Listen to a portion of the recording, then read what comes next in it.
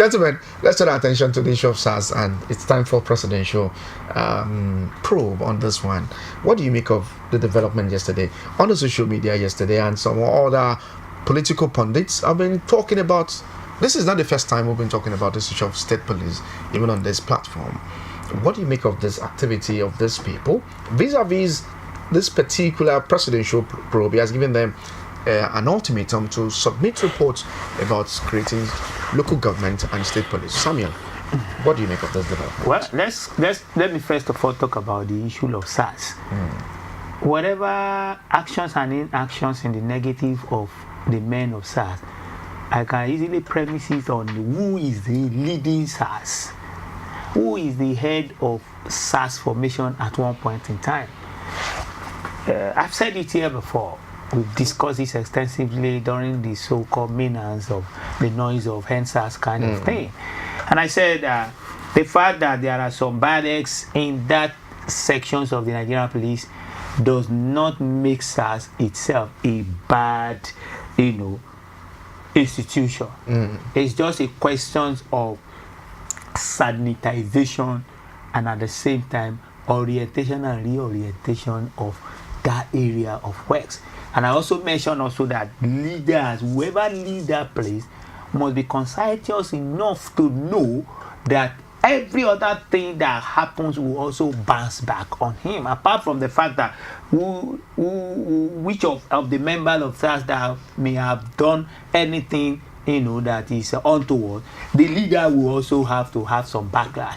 Back to it, there is nothing wrong with SARS, because I can easily say without any, sense of regret that except for introduction of SARS into Lagos State in 2007, 2005, 6, 7, Lagos State in the hands of armed robbery menace is something everybody was concerned about.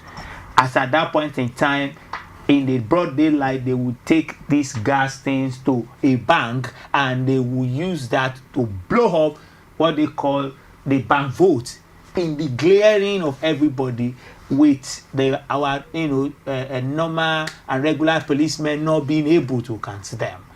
But with the advent of SARS and money being pumped into it from the Lagos State cover at that time, it shows that they have been able to at least reduce to the barest minimum the advent and the menace of armed robbery as far as Lagos is concerned. And I believe that we cannot just take that away and say because of that, let us end SARS. I love the panel set up by the president based on the operari relating to this, the advocates of NSAS. But at the same time, I want to believe that that will also create a kind of a watch on whoever that is a member of SARS as well as whoever leads SARS. We have had so many beautiful officers in SARS. As far as I can relate to it, Lagos State, Mohammed Sanusi was one of them. Abba Kyari, who now happened to be the one that is leading high ROT. And you can see him also is doing wonderfully well right there.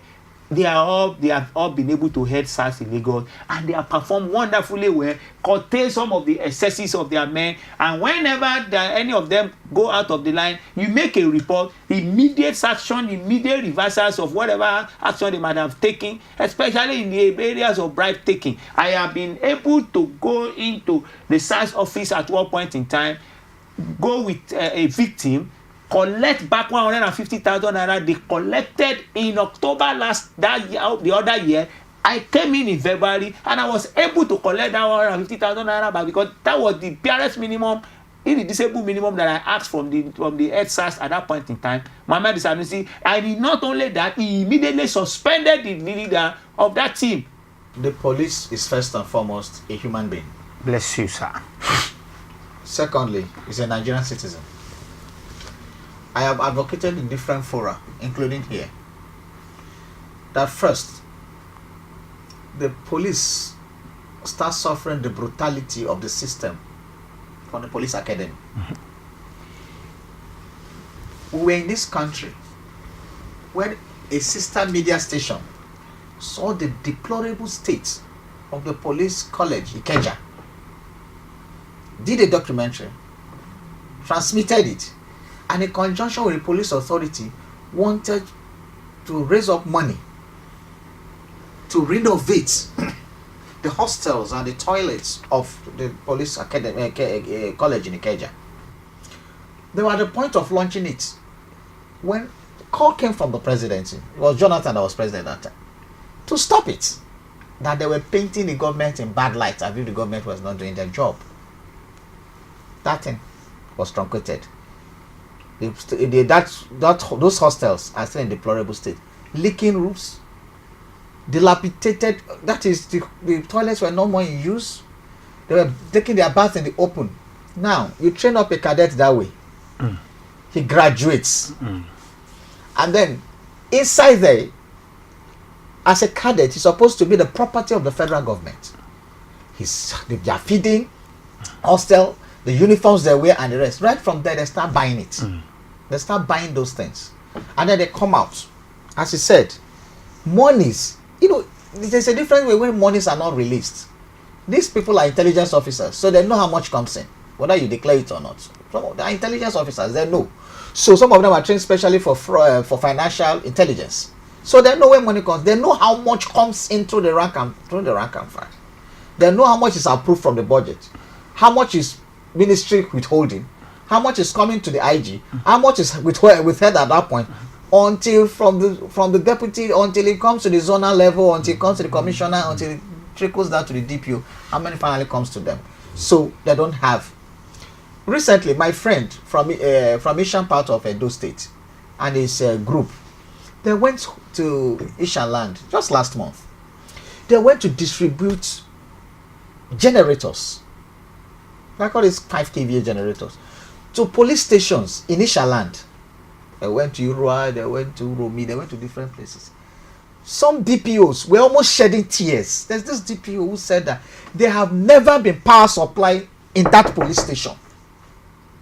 Never. How do it sounds like if these people are somewhere in Eskimo land, in 21st century. There have never been power.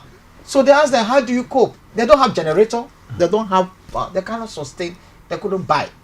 So it was a blessing, brand new generator being given to them. One DPO was saying prayers for this group. That is how frustrated the average Nigerian police can be. So psychologically, what happens?